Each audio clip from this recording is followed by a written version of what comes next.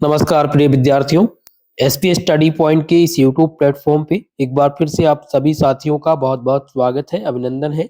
आज की इस वीडियो के माध्यम से मैं आप सभी को बताने वाला हूँ कि बीएससी में कितने नंबर चाहिए फेल और पास होने के लिए। जैसा कि आप सब जानते हैं, नई शिक्षा नीति के आधार पर इस समय एग्ज़ाम्स चल रहे हैं लगभग यूनिवर्सिटी के। तो सबसे पहली बात ये जान लीजिए कि सेमेस्टर एग्ज़ाम में कितने नंबर पर आप पास होंगे, कितने नंबर पर आप फेल होंगे, कितने नंबर आपको मिलेंगे तब आपका बैक पेपर आएगा। तो ये सभी जानकारी आज की इस वीडियो में मिलने वाली है, तो लास्ट तक बने रहिएगा हमारे साथ। दोस्तों, एक मार्कशीट के ज़रिए आप सभी को समझाने का प्रयास करेंगे। सबसे पहले हम समझ लेते हैं कि जो एनईपी आई है, एनईपी के आधार पर फेल, पास और बैक का क्या निर्धारण किया गया है, किस प्रकार से यूनिवर्सिटी ने इसको लागू किया है कि कितने नंबर पर आप फेल होंगे, कितने परसेंटेज मार्क्स आपका आएगा, तब आप पास होंगे। तो ये सभी मैं बताने वाला हूँ, तो लास्ट तक बने रहिएगा। तो सबसे पहले समझने का प्रयास हम ये करेंगे कि सेमेस्टर एग्जाम में कितना नंबर चाहिए।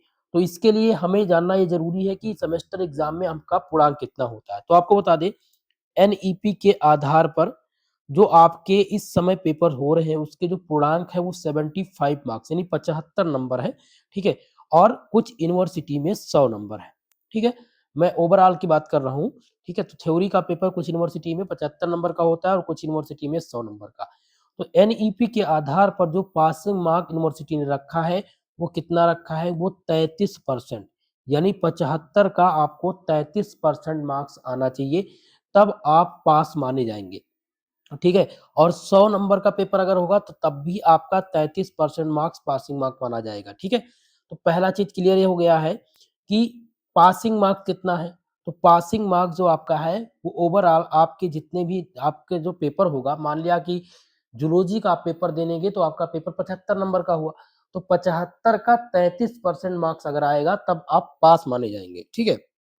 और अगर 33% से कम है, 33% से कम है तो आप फेल हो जाएँगे। अब हम बात कर लेते हैं परसेंटेज के आधार पर कैसे? मान लिया कि 75 नंबर का आपका पेपर हुआ था, जिनमें से यूनिवर्सिटी का क्या क्राइटेरिया है कि 33% मार्क्स आपको पासिंग मार्क्स चाहिए, 33% मार्क्स आपका होना चाहिए, ठीक है? और आपको तो 75 में से कितना नंबर आपको मिले तो आप पास हो जाएँगे, तो 75 में से आपको कितना नंबर मिलना चाहिए? तो 75 का दोस्तों 33% हो जाएगा 24.75, यानी लगभग 25 नंबर, यानी कि अगर आपको 75 में से 25 नंबर मिल जाएँगे तो आप पास हो जाएँगे। अगर 75 में से आपको मिलता है 23 नंबर तो आपको बैक लग जाएगी, ठीक है? क्योंकि 25 से कम नहीं होना चाहिए। 25 से कम आएगा, जैसे 23 नंबर किसी को मिला, मान लिया किसी को 20 नंबर मिल गया तो आपका उस पेपर में क्या हो जाएगा? बैक लग जाएगा, ठीक है? तो मेरे हिसाब से आपका ये क्लियर हो चुका होगा कि बैक कब लगेगा। अब बात कर लेते हैं, ये तो हमने देखा कि पासिंग मार्क क्या था। अब 100 नंबर, मान लिया 100 नंबर का किसी का पेपर हुआ है एग्ज़ाम में, ठीक है? हम प्रत्येक सब्जेक्ट की बात नहीं कर रहे हैं, ओवरऑल की भी बताऊँगा, पूरा मार्कशीट ऐड करके कि कितने नंबर पर आपको पासिंग मार्क मिलेगा, ठीक है? मान लिया 100 नंबर का पेपर है, तो 100 में से 33% आपको पास करने के लिए चाहिए और 100 का 33% कितना होता है? 33 नंबर होता है। तो 33 नंबर अगर आपको मिल जाएँगे, तो आप पेपर में पास हो जाएँगे। अगर आपको 33 से कम मिलता है, मान लिया कि 33 से कम मार्क्स कितना मिला? आपको मिल गया 32 नंबर, तो आपको बैक लग जाएगी। उस पेपर में आपका बैक आ जाएगा, आपको फिर से एग्ज़ाम देना पड़ेगा, ठीक है? ये चीज़ क्लियर हो गई। दूसरी बात कि कितने नंबर पर फेल, कितने नंबर पर पास और कब बैक, ये क्लियर हो गया। तो एक बार मैं समरी में दिखा देने का प्रयास करूँगा। मान लीजिए 75 नंबर का आपका पेपर हुआ है, इनमें से पास के लिए, पास होने के लिए आपको कितना नंबर चाहिए? आपको 25 नंबर चाहिए। कितना नंबर? 25 नंबर चाहिए पास होने के लिए। फेल कब होंगे? अगर आपको मिलेगा 23 या 24 नंबर तो आप फेल हो जाएँगे। बैक पेपर, जो बैक है तो बैक बैक पेपर और फेल में अंतर क्या है? फेल का मतलब ये है जब आप किसी एक सेमेस्टर में पार्टिकुलर तीनों सब्जेक्ट में आपका बैक आ जाए तो उसको फेल माना जाएगा, ठीक है? एनईपी के आधार पर एक और बदलाव किया गया। मान लिया कि आपने सब्जेक्ट लिया है जूलॉजी, बॉटनी और केमिस्ट्री, ये 3 सब्जेक्ट हैं, आपका इसमें से 2 में बैक लग गया।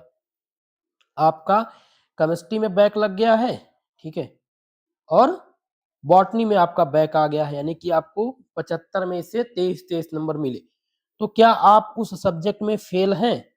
इसको समझिएगा। क्या आप उस सब्जेक्ट में क्या आप दूसरे सेमेस्टर में मतलब पढ़ सकते हैं? तो बिल्कुल हाँ, आप दूसरे सेमेस्टर में एडमिशन ले सकते हैं, लेकिन जब आपका फिर से मान लिया फर्स्ट सेमेस्टर है, तो जब आप थर्ड सेमेस्टर में होंगे तो आपको फर्स्ट सेमेस्टर के एग्जाम देने पड़ेंगे, यानी बैक।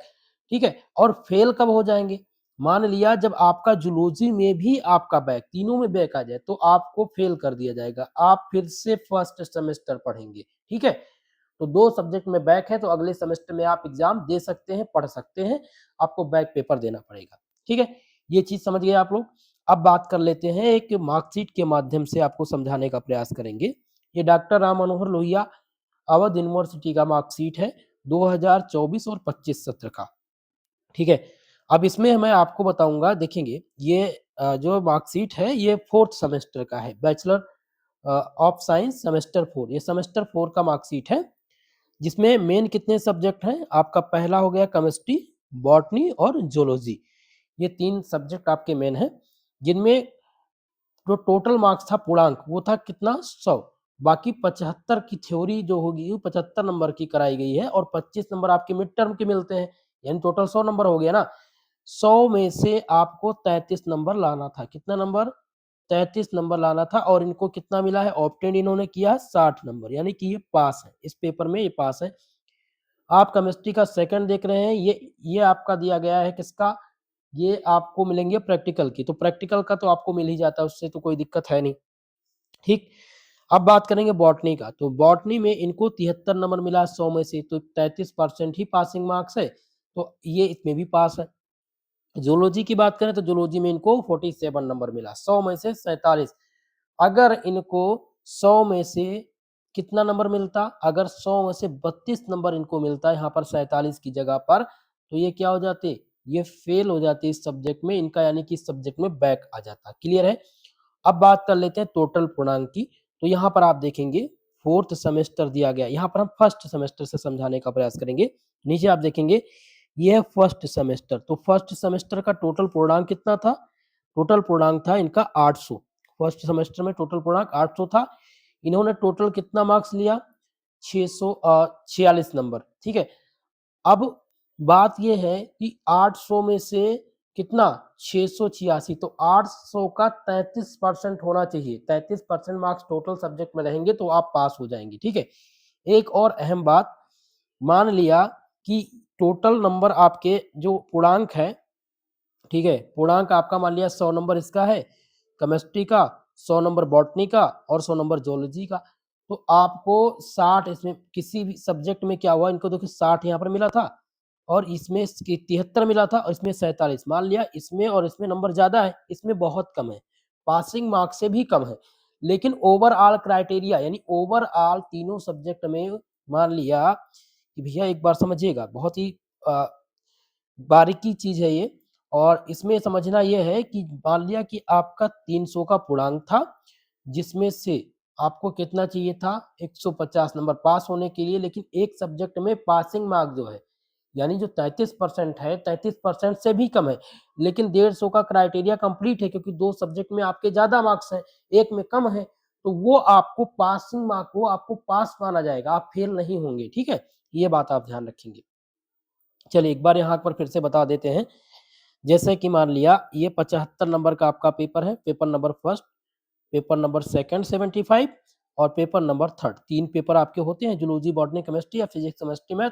ठीक है, अब मान लिया कि इसमें आपको कितना चाहिए पासिंग मार्क?